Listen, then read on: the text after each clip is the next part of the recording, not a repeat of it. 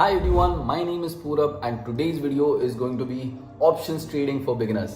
Futures and options बहुत ज़्यादा hype में होते हैं एंड सारे बिगिनर्स उसी को करना चाहते हैं जस्ट टू मेक मनी। और हम लोग यही जानते हैं कि अगर स्टॉक मार्केट में पैसा बनाना है तो बहुत स्लो बनता है। तो ऑप्शंस ट्रेडिंग या फ्यूचर्स ट्रेडिंग में बहुत सारा पैसा भी बनता है, बहुत सारा लॉस भी बनता है। तो आज हम जानेंगे कि एग्जैक्टली ऑप्शंस ट्रेडिंग है क्या and I will try to explain it in a way कि बिगिनर्स को समझ आए। If you are a trader जो ऑलरेडी फ्यूचर्स या ऑप्शंस में ट्रेडिंग करता है तो ये वीडियो आपके लिए नहीं है। अगर आप बिगिनर हो, सीखना चाहते हो, जानना चाहते हो कि ये वर्क कैसे करता है तो this is the right video for you. First of all, options या फ्यूचर्स जिसे हम FNO कहते हैं, futures and options, these are derivative products of the Indian stock market. Derivative products है। अब ये डेरिवेटिव्स क्या होता है ये जानना जरूरी है। तो डेरिवेटिव्स चार तरीके के होते हैं, चार में से दो आपके बिल्कुल काम के नहीं है क्योंकि वो इंडियन मार्केट में है ही नहीं। तो आपको सिर्फ और सिर्फ मैं वो नाम भी नहीं बताऊंगा, कुछ भी नहीं करूंगा। चार डेरिवेटिव प्रोडक्ट्स होते हैं, उसमें से दो साइड में रख देना है। उसमें एक है फ्यूचर्स, एक है ऑप्शंस, ये दोनों हम जानेंगे। इन दोनों के बीच का एक डिफरेंशिएशन वीडियो है, हम अलग से वीडियो रखेंगे ताकि ये वीडियो ज्यादा लंबा भी ना हो जाए और ज्यादा कॉम्प्लिकेटेड ना हो जाए। डेरिवेटिव एक ऐसी चीज होती है जिसकी वैल्यू किसी और चीज से निकल कर आती है। This is the basic meaning of derivative. मैं एक छोटा सा एग्जांपल दूंगा बट इस पॉइंट को एकदम ज्यादा नहीं खींचूंगा क्योंकि मुझे ऑप्शंस ट्रेडिंग पर जल्दी आना है। तो एक एग्जांपल लेकर चलते हैं। मानो आपके पास एक बैट है, क्रिकेट वाली बैट है, उस पर आपको विराट कोहली का सिग्नेचर मिल गया। वो बैट की प्राइस थी 2000 रुपए। अब विराट कोहली का सिग्नेचर आने की वजह से उस बैट की प्राइस बढ़ गई, राइट? लाखों में गई होगी या कितनी भी गई होगी। अब मानते हैं विराट कोहली कैप्टन था और उसने वर्ल्ड कप जिता दिया, उसने लगातार 4-6 सेंचुरीज मार दी। अब क्या होगा, एकदम से विराट कोहली का हाइप बढ़ जाएगा और उस बैट की प्राइस और एक्सपोनेंशियली बढ़ जाएगी। वैसे ही मानते हैं कि विराट कोहली का पूरा लगातार 2 साल तक फॉर्म खराब हो जाता है। हर बार 0 पे आउट हो रहा है, 3 पे आउट हो रहा है, 2-3 रन पे आउट हो रहा है, फील्डिंग भी अच्छी नहीं है, कैप्टनसी अच्छी नहीं है, कैप्टनसी गिव अप कर दिया। तो क्या अब उस बैट का प्राइस उतना ही रहेगा जब उसने वर्ल्ड कप जीता था? नहीं, राइट? अब बैट का प्राइस चेंज होगा। This is what derivatives is. उस बैट का जो प्राइस है ये विराट कोहली के परफॉर्मेंस पे डिपेंड कर रहा है। वैसे ही डेरिवेटिव प्रोडक्ट एक ऐसी चीज होती है जिसकी वैल्यू किसी और XYZ चीज से डिराइव्ड होती है। जैसे कि ऑप्शंस कॉन्ट्रैक्ट जो होता है, मैं आगे समझाऊंगा ऑप्शंस कॉन्ट्रैक्ट या फ्यूचर्स कॉन्ट्रैक्ट क्या होता है। बट ऑप्शंस कॉन्ट्रैक्ट की जो वैल्यू है वो डिराइव होती है डायरेक्टली उस स्टॉक के वैल्यू से। फॉर एग्जाम्पल, अगर रिलायंस का ऑप्शंस कॉन्ट्रैक्ट है तो उसकी वैल्यू डिराइव होगी रिलायंस के शेयर से या रिलायंस की कंपनी से, राइट? तो ये ऑप्शंस की वैल्यू नहीं है, उस कंपनी के परफॉर्मेंस से, उस कंपनी के शेयर के परफॉर्मेंस के बेसिस पर इसकी वैल्यू बनती है। That is what options contract या डेरिवेटिव प्रोडक्ट इज। अब डेरिवेटिव प्रोडक्ट में फ्यूचर्स एंड ऑप्शंस के बारे में मैं थोड़ा सा एक छोटा सा डिफरेंस बता दूंगा, बाद में मैं ऑप्शंस ट्रेडिंग को अच्छे से समझाऊंगा।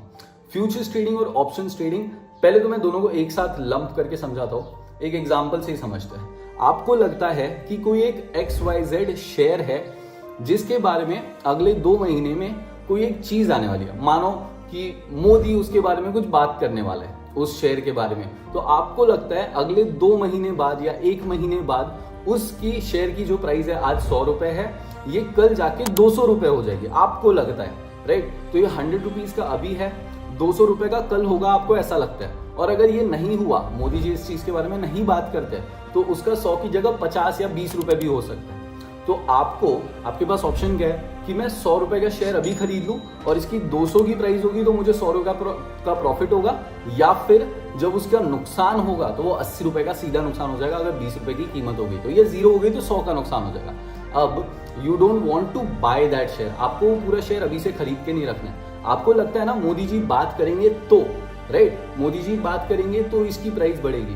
तो जैसे आपने कभी सुना होगा टोकन, अगर आपको कोई चीज खरीदनी होती है तो कई बार आप एक टोकन देके उसकी बुकिंग कर लेते हो। वैसे ही यहाँ पर there is something called as a premium.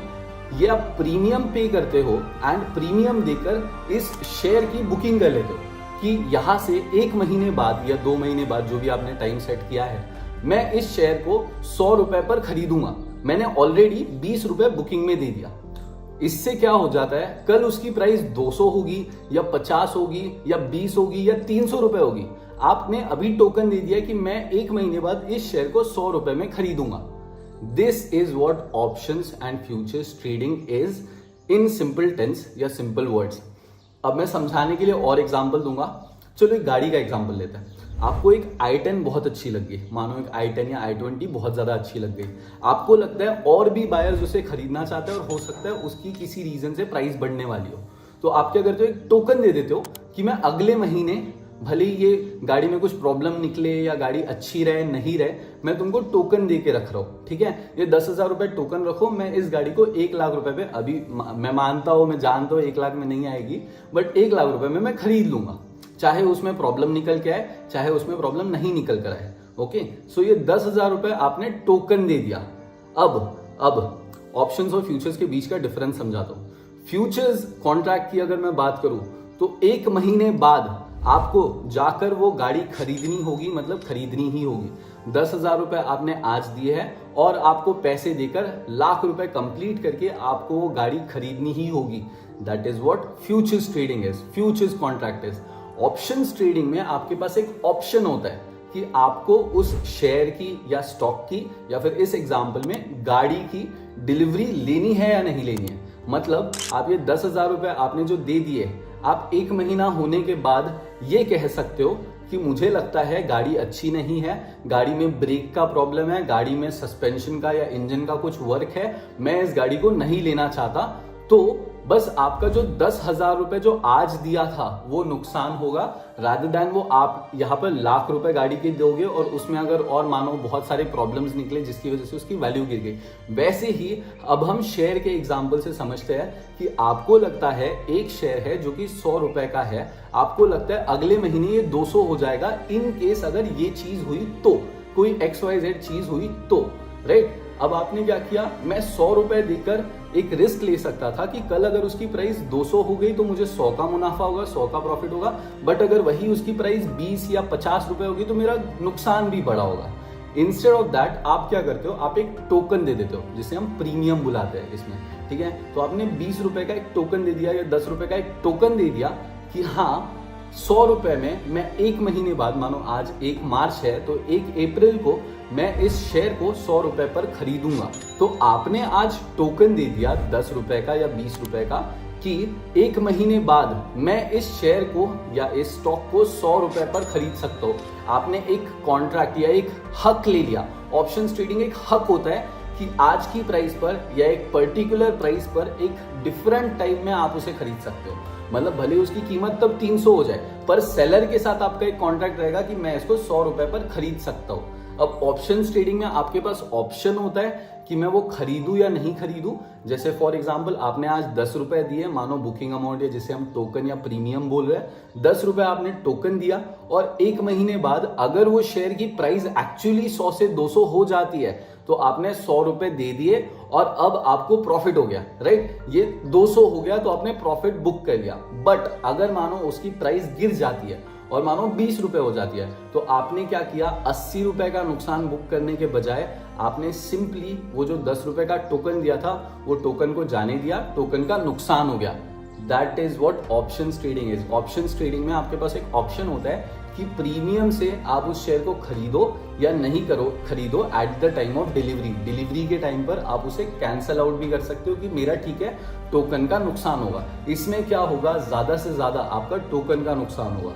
अब इससे लग रहा होगा कि ऑप्शंस ट्रेडिंग बहुत बेहतरीन है, बहुत बढ़िया है करके, but obviously there are pros and cons. कुछ फायदे होते हैं, कुछ नुकसान भी होता है क्योंकि यहाँ पर रिस्क ज्यादा होता है और बहुत सारी चीजें होती है। मैं समझाऊंगा आगे के वीडियोस में, अगर आप लोगों को और भी वीडियोस चाहिए। मैं फिर से थोड़ा सा समराइज करता हूँ, समझाने की और कोशिश करता हूँ कि ज्यादा लेंदी भी ना हो जाए और आपको समझ में भी आए। फ्यूचर्स ट्रेडिंग में अगर आपने ये 10 रुपए दिए होते तो आपके साथ सेलर के साथ एक कॉन्ट्रैक्ट होता कि आपको खरीदना ही पड़ेगा 100 रुपए पे। कल चाहे उसकी प्राइस 10 रुपए या 0 रुपीज क्यों ना हो जाए, आपको वो 100 रुपए पे खरीदना ही होगा 1 महीने बाद या जो भी आपने टाइम सेलेक्ट किया है। फ्यूचर्स ट्रेडिंग में आपने आज 10 रुपए दिया, कल और वो कंप्लीट करके आपको खरीदना होता और पूरा नुकसान बेयर करना होता, या फिर बीच में से आप किसी को कॉन्ट्रैक्ट बेच सकते थे, जो कि मेजरली लोग करते हैं, बट अभी हम वहां पर नहीं जाएंगे। अभी मैंने आपको समझाया। अब ऑप्शंस ट्रेडिंग में आपने जब 10 रुपए का टोकन दिया है तो आपके पास ऑप्शन होता है कि आप एट द टाइम, जो भी आपने टाइम दिया है, आपने सेलर के साथ एक कॉन्ट्रैक्ट बिल्ड किया है कि 1 महीने बाद भी मैं तुमको 100 रुपए देकर ये शेयर खरीद सकता हूं या खरीदूंगा। अब आप उसको उस टाइम पे बोल सकते हो नहीं खरीदूंगा, जा नहीं खरीदता, नहीं भाई इसका नुकसान हो गया, मैं नुकसान क्यों झेलूं, मैं नुकसान नहीं खरीदूंगा, ठीक है। तो पर आपने ये करके रखा था, कॉन्ट्रैक्ट बिल्ड करके रखा था कि मैं खरीद सकता हूं या खरीदूंगा, बट आप वो कॉन्ट्रैक्ट कैंसिल भी कर सकते हो। तो this is what option trading is. आप एक टोकन अमाउंट देते हो और फिर टोकन अमाउंट के बदले आप उस चीज को खरीद सकते हो। एक प्रॉपर्टी के एग्जांपल के साथ फिर से एक और समझाने की कोशिश करता हूं। आपने अगर कभी किसी ने प्रॉपर्टी खरीदी होगी या मम्मी पापा को या किसी को भी लैंड या प्रॉपर्टी खरीदते हुए देखा होगा, तो उसमें क्या होता है, जब भी आपको कोई एक प्रॉपर्टी पसंद आती है, मानो अभी रिसेंटली मैं प्रॉपर्टी देखने गया था, तो वहां पे जो ब्रोकर था उनका बोलना था कि इस लैंड के बाजू में डीमार्ट खुलने वाला है अगले 3 महीने बाद, तो अगर डीमार्ट खुल जाएगा तो इस लैंड की कीमत 4 गुना या 2 गुना हो जाएगी, तो अभी खरीद लो, क्योंकि अगर वो इन केस बढ़ जाती है तो फिर आपको वो डबल रेट पे मिलेगा और आगे जाके और बढ़ेगा। तो आप इस टाइम पर क्या कर सकते हो, अगर आपको वो चीज सच लगती है तो आप उसको एक टोकन दे सकते हो। ठीक है, आप उसको एक टोकन दे सकते हो। मानो वो प्रॉपर्टी 10 लाख की है, आपने 50,000 रुपए, 20,000 रुपए, लाख रुपए जो भी है, आपने एक 50,000 रुपए का टोकन दे दिया कि हाँ मैंने इस प्रॉपर्टी की बुकिंग कर दी है और इसको आज जो 10 लाख रुपए का प्राइस है, मैं अगले 1, 2 या 3 महीने बाद 10 लाख रुपए पे ही खरीदूंगा। और आप एक कॉन्ट्रैक्ट बना लेते हो, भले ही उसकी प्राइस तब डीमार्ट बाजू में खुल जाए, उसकी प्राइस 20 लाख हो जाए, 30 लाख हो जाए, 40 लाख हो जाए, बट अभी मैं कॉन्ट्रैक्ट बना रहा हूं कि मैं और तुम्हारे बीच में मैं इसको 10 लाख रुपए में खरीदने वाला हूं। मेरे पास अभी उतने पैसे नहीं है कि मैं एट द मोमेंट खरीद सकूं, तो मैं तुमको टोकन दे रहा हूं और जब मतलब टाइम होगा तब मैं ये खरीद लूंगा। तो अब ऑप्शन ट्रेडिंग का एक बेनिफिट समझते हैं। अब मानो आपको जो लग रहा था कि इस शेयर का प्राइस 100 से 200 जाने वाला है, इन केस XYZ चीज होती है, तो आपको लगता था 200 जाने वाला था, तो आपके पास क्या ऑप्शन था कि आज मैं इसको 100 रुपए पे खरीद लूं और कल जब 200 जाएगा तो मैं बेच के 100 रुपए का प्रॉफिट कर लूं, राइट। बट अगर वो अपोजिट चला गया और लॉस हो गया और जो चीज आपको लगी थी वो नहीं हुई, तो फिर इसका क्या हो गया, 20 रुपए का मानो कीमत हो गया या 10 रुपए पे कीमत आ गई।